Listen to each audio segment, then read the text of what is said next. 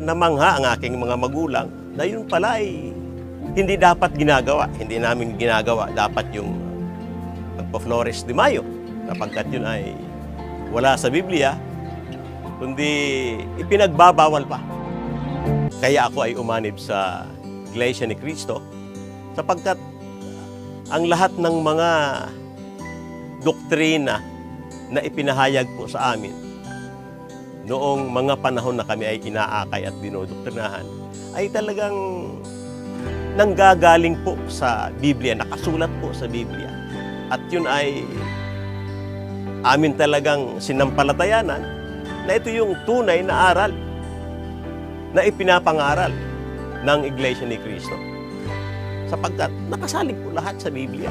Naunawaan pong lubusan mga aral na sinasampalatayanan sa loob ng Iglesia ni Cristo ay tunay, dalisay na mga aral. Kaya po yan ang nag-akay talaga sa amin para ipagpatuloy namin ang paglilingkod. Marami po ang mga pagbabagong naganap, pagsimba sa mga revolta ay hindi na po namin ginagawa. Mga pagdalo sa mga fiesta. Ang advantage po natin ay sa Diyos tayo nagtitiwala.